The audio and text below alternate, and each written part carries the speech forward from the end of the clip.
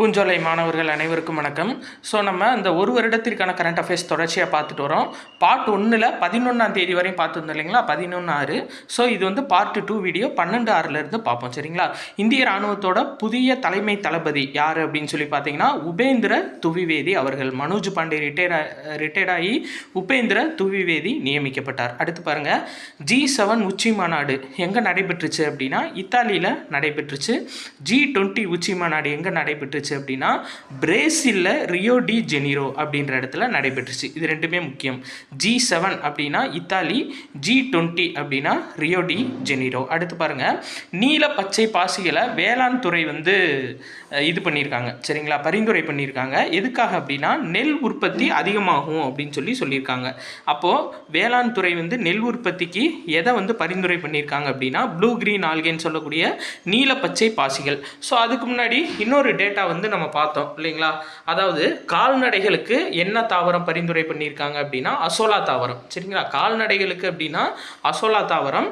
இதுவே வந்துட்டு இப்போ தானே பார்த்தோம், இங்கே இருக்குது, இந்த இருக்குது, ரைட்டுங்க. வேளாண் துறை வந்து நீலப்பச்சை பாசிகளுக்கு வந்து நெல் உற்பத்தி. சரிங்களா, அசோலா தாவரம்னா கால்நடைகளுக்கு, நீலப்பச்சை பாசிகள் வந்து நெல் உற்பத்திக்கு. சரியா. அடுத்து 2024 ஔவையார் விருது யாருக்கு கொடுத்தாங்கன்னா எழுத்தாளர் பாமாவுக்கு கொடுத்தாங்க. 2025 யாருக்கு கொடுத்துருக்காங்கன்னு சொல்லி பார்த்தீங்கன்னா யசோதா சண்முக சுந்தரம். இவங்க அன்னை தெரசா பல்கலைக்கழகத்தோட முன்னாள் துணைவேந்தர். சரிங்களா, இவங்களுக்கு வந்து 2025க்கான ஔவையார் விருது கொடுத்துருக்காங்க. 2024க்கான ஔவையார் விருது எழுத்தாளர் பாமாக்கு கொடுத்தாங்க. சரியா. சரி, அடுத்து பாருங்க, அதாவது ஆகஸ்ட் 24, 25 அனைத்துலக முத்தமிழ் முருகன் மாநாடு நடைபெற்றுச்சு. எங்க அப்படின்னா பழனியில. சரிங்களா, இது ரொம்ப முக்கியமானது. எங்க நடைபெற்றுச்சுன்னு கேட்பாங்க, பழனியில.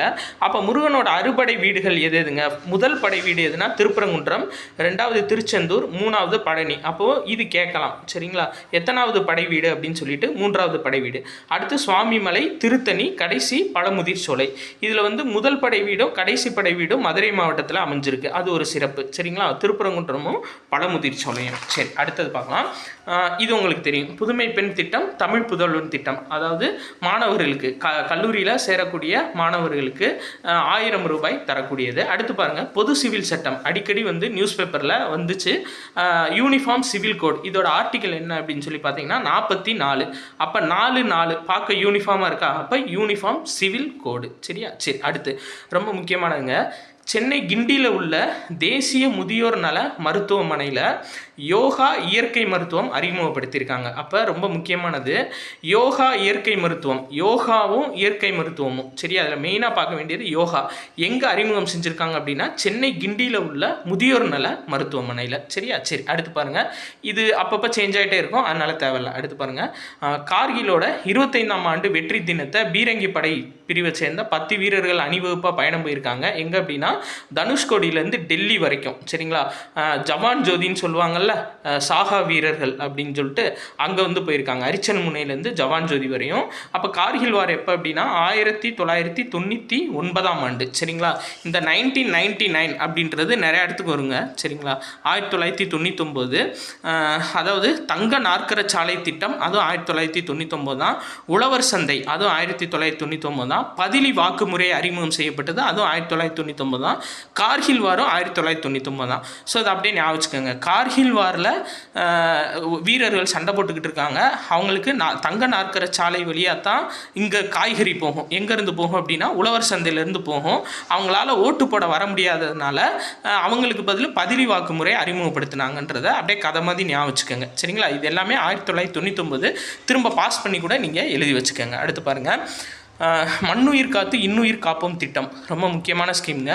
விவசாயிகளுக்கு பசுந்தாள் உர விதைகளை விநியோகம் செய்வது, இதுதான் ரொம்ப முக்கியமானது. சரியா, மண்ணின் வளத்தை மேம்படுத்துவது, இது 2 தான் மண்ணுயிர் காத்து இன்னுயிர் காப்போம் திட்டத்தோட முக்கிய நோக்கம். ரொம்ப முக்கியமானது, ஞாபகம் வச்சுக்கோங்க. அடுத்து பாருங்கள், உலகளாவிய பாலின ஏற்றத்தாழ்வு குறியீட்டில் 129வது இடத்துல இந்தியா இருக்குது. அப்போது அதாவது இது என்ன சொல்லுவாங்க அப்படின்னா ஜெண்டர் ஈக்குவாலிட்டி இண்டெக்ஸ் அப்படின்னு சொல்லுவாங்க, GEI அப்படின்னு சொல்லிட்டு. இந்த உலக பாலின ஏற்றத்தாழ்வு குறியீட்டில் முதல் இடத்துல இருக்கிறது, அதாவது கரெக்டாக பாலின ஏற்றத்தாழ்வு இல்லாமல் இருக்கிறதுல முதல் இடத்துல இருக்கிறது ஐஸ்லாந்து, 2வது இடத்துல இருக்கிறது பின்லாந்து. இந்தியா எத்தனாவது இடம்னு கேட்பாங்க, 139வது இடம். ரொம்ப முக்கியமானது. சரியா. அடுத்து பாருங்கள், கீழடியில் 10ஆம் கட்ட அகழாய்வு நடைபெறுகிறது. வெம்பங்கோட்டை அப்படின்னு எடுத்துக்கிட்டோம்னா 3ஆம் கட்ட அகழாய்வு. கீழடி சிவகங்கை மாவட்டம், வெம்பங்கோட்டை விருதுநகர் மாவட்டம். சரியா, அடுத்து பாருங்கள், தேசிய பாதுகாப்பு ஆலோசகர் யார் அப்படின்னா இந்தியாவுக்கு அஜித் தோவல். திரும்ப திரும்ப இன்ன வரையும் நியூஸ் பேப்பரில் வந்துட்டுருக்கு, ஞாபகம் வச்சுக்கோங்க. அடுத்து பிரதமரோட முதன்மை செயலாளர், பிரின்சிபல் செக்ரட்டரி. அப்போ PK மிஸ்ரா இருந்தார். இப்போ யார் அப்படின்னு சொல்லி பார்த்தீங்கன்னா சக்தி காந்ததாஸ். சரியா, பிரதமரோட பிரின்சிபல் செக்ரட்டரி. அடுத்து பாருங்கள், விளையாட்டு எடுத்துக்கிட்டோம் அப்படின்னா உலக ஜூனியர் மகளிர் செஸ்ஸு, அதில் வந்து குஜராத்தை சேர்ந்த திவ்யா தேஷ்முக் அப்படின்றவங்க சாம்பியன் பட்டம் வென்றிருக்காங்க. ரொம்ப முக்கியமானது. அப்போ கேட்பாங்க, திவ்யா தேஷ்முக் எந்த விளையாட்டை சேர்ந்தவர் அப்படின்னு சொல்லி கேட்டாங்க அப்படின்னா செஸ் விளையாட்டு. சரியா, ரொம்ப முக்கியமானவங்க திவ்யா தேஷ்முக், செஸ்ஸு. அடுத்து பாருங்கள், ஸ்லோவேனியா நாட்டில் குதிரை ஏற்றம் வந்து நடைபெற்றிருக்கு. அதில் ஸ்ருதி ஓரா அப்படின்றவங்க கலந்துக்கிட்டாங்க இந்தியா சார்பாக. ஸோ இது கேட்பாங்க, ஸ்ருதி ஓரா எந்த விளையாட்டை சேர்ந்தவன் சொல்லிட்டு குதிரை ஏற்றம். சரியா, SSC GD இந்த மாதிரிலாம், SSC MTS இதுலலாம் வந்துட்டு இந்த மாதிரி தான் கேட்பாங்க, எந்த விளையாட்டுடன் தொடர்புடையவர்னு. திவ்யா தேஷ்முக்னா செஸ்ஸு, ஸ்ருதி ஓரா அப்படின்னா குதிரை ஏற்றம். அடுத்து பாருங்கள், பொருளாதாரம் சார்ந்து சர்வதேச பிளாஸ்டிக் கண்காட்சி நடைபெற்ற இடம் எது அப்படின்னா சென்னையில் நடைபெற்றிருக்கு. ஸோ சர்வதேச பிளாஸ்டிக் கண்காட்சி எங்கே நடைபெற்றிருக்குன்னு கேட்பாங்க, சென்னையில். அடுத்து பாருங்கள், G7 மாநாடு. G7 வந்துட்டு பார்த்தீங்கன்னா நம்ம பார்த்தோம், G7 மாநாடு எங்கே நடைபெற்றுச்சுன்னா இத்தாலியில் நடைபெற்றுச்சுன்னு பார்த்தோம். அப்போ G7 நாடுகள் எது அப்படின்னு சொல்லி பார்த்தீங்கன்னா இதுதான். இதுக்கு ஷார்ட்கட் என்ன அப்படின்னா ஜூஸ் வித் GF. சரிங்களா, ஜூஸ் வித் GF இதுதான் வந்து ஷார்ட்கட்டு. அப்போ J அப்படின்றது என்ன அப்படின்னு சொல்லி பார்த்தீங்கன்னா ஜப்பானு. சரிங்களா, ஜேன்றது ஜப்பானு, யூன்றது யுனைடெட் ஸ்டேட்ஸ் ஆஃப் அமெரிக்கா. சரியா, I அப்படின்றது என்னன்னு சொல்லி பார்த்தீங்கன்னா இத்தாலி. அடுத்து C அப்படின்றது கனடா, E அப்படின்றது இங்கிலாந்து, அது பிரிட்டன் ஞாபகம் வச்சுக்கோங்க. சரிங்களா, ஈன்றது இங்கிலாந்து, அது பிரிட்டன் ஞாபகம் வச்சுக்கோங்க. Gன்றது ஜெர்மனி, Fன்றது ஃப்ரான்ஸு. சரியா, இதான் வந்து ஜூஸ் வித் GF G7 நாடுகள். அடுத்து பாருங்கள், ஐம்பெரும் விழான்னு ஒரு விழா நடைபெற்றிருக்குங்க. இது வந்து இந்த ஐம்பெரும் விழா எதை பேஸ் பண்ணி நடந்துச்சு அப்படின்னு சொன்னால் பள்ளி கல்வித்துறையை பேஸ் பண்ணி நடந்தது. சரியா, இதில் என்ன பேசியிருக்காங்கன்னா திறன்மிகு வகுப்பறைகள் பற்றி பேசியிருக்காங்க. அது போக தமிழில் 100க்கு 100 எடுத்த மாணவ மாணவிகளுக்கு பரிசு கொடுத்துருக்காங்க. 100% தேர்ச்சி அடைஞ்ச பள்ளிகளுக்கு பரிசு கொடுத்துருக்காங்க. அதே மாதிரி தேசிய விளையாட்டு போட்டியில் ஜெயிச்சவங்களுக்கு பாராட்டு விழா நடத்திருக்கு. தொடக்க கல்வி ஆசிரியர்களுக்கு கையடக்க கணினி டேப்லெட் வந்து கொடுத்துருக்காங்க. சரிங்களா, டேப். அப்போது ஐம்பெரும் விழா எதை பேஸ் பண்ணி நடந்துச்சு சென்னையில் அப்படின்னு சொல்லி கேட்டால் பள்ளி கல்வித்துறையை பேஸ் பண்ணி. அடுத்து பாருங்கள், கோவையில் சர்வதேச கிரிக்கெட் மைதானம் அமைக்க திட்டம். அப்போ கேட்பாங்க, எங்கே சர்வதேச கிரிக்கெட் மைதானம் அமைக்க திட்டமிட்டிருக்காங்க அப்படின்னா கோவையில். அடுத்து பெண்களுக்கு எதிரான குற்ற வழக்கு அதிகமாக இருக்க மாநிலம், ரொம்ப முக்கியமான டேட்டாங்க. எது அப்படின்னு சொல்லி பார்த்தீங்கன்னா உத்தரப்பிரதேசம் முதல் இடத்துல இருக்குது. சரியா, ராஜஸ்தான் 2வது இடத்துல இருக்குது. ஸோ கம்மியான மாநிலம் எது அப்படின்னு சொல்லி பார்த்தீங்கன்னா நாகாலாந்து. சரியா, அப்போ ஃபஸ்ட்டு உத்தரப்பிரதேஷ், அதை ஞாபகம் வச்சுக்கோங்க, பெண்களுக்கு எதிரான குற்ற வழக்கு. கடைசி வந்து நாகாலாந்து. அப்போது பெண்களை வந்து குற்ற வழக்கு பண்ணோம் அப்படின்னா நாகப்பாம்பு வச்சு அவங்க கடிக்கி விட்டுருவாங்க. அதனால தான் நாகாலாந்து கடைசி இடத்துல இருக்குது. சரியா, அப்போ இந்த கூடுதல் டேட்டாவை ஞாபகம் வச்சுக்கோங்க. பெண்களுக்கான பாதுகாப்பு எண் என்ன அப்படின்னா 181, இதையும் ஞாபகம் வச்சுக்கோங்க. அடுத்து சைபர் கிரைம் கூடுதலாக ஞாபகம் வச்சுக்கோங்க, 1930. சரியா, சைபர் கிரைம் எப்போ அப்படின்னா 1930, ரொம்ப முக்கியமான ஒரு டேட்டா. சரியா, இது வந்து உப்பு சத்தியாகிரகம் நடந்த வருடம் 1930, அதனால் ஞாபகம் வச்சுக்கோங்க. அடுத்து பாருங்கள், புல்லட் ரயில் எங்கேருந்து எங்கே விட போகிறாங்கன்னா குஜராத்லேருந்து மகாராஷ்டிரம். அந்த அக்யூரேட் டேட்டா நம்ம அடுத்து உங்களுக்கு அப்டேட் பண்ணுறேன். சரிங்களா, குஜராத் டு மகாராஷ்டிரம் வந்து விட்டுருக்காங்க. மணிக்கு 320 கிலோமீட்டர் வேகத்தில் போகக்கூடியது. ஸோ பிளான் வந்து போயிட்டுருக்கு. சரிங்களா, இன்னும் விடலை, பிளான் போயிட்டுருக்கு. அடுத்து இந்த ஒரு டேட்டா பார்த்துட்டு நம்ம கம்ப்ளீட் பண்ணிக்கலாம். என்ன அப்படின்னா சாகித்ய அகாடமி விருது 2024 இதை 2ஆக பிரிப்பாங்க.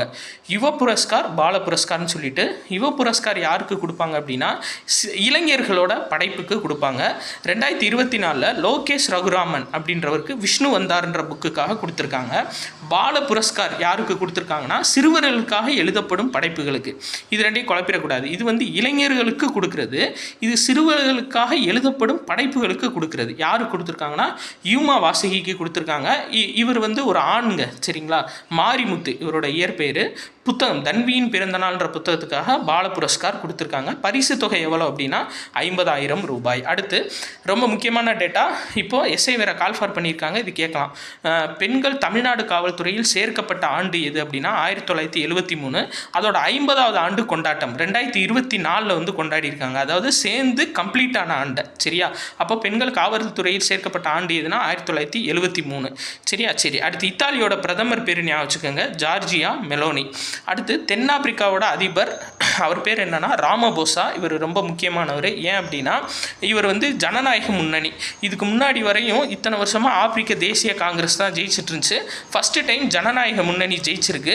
தென்னாப்பிரிக்காவோட அதிபர். சரியா? ஜனநாயக முன்னணியில் நின்று ஜெயிச்சவர் யார் அப்படின்னா ராமபோசா. சரிங்களா? இன்றைக்கி முக்கியமான டேட்டாஸ் பார்த்துட்டோம். அடுத்து பார்ட் 3ல் உங்களுக்கு அடுத்த டேட்டாஸ் போடுறேன். 17ஆம் தேதியிலேருந்து போடுறேன். நன்றி.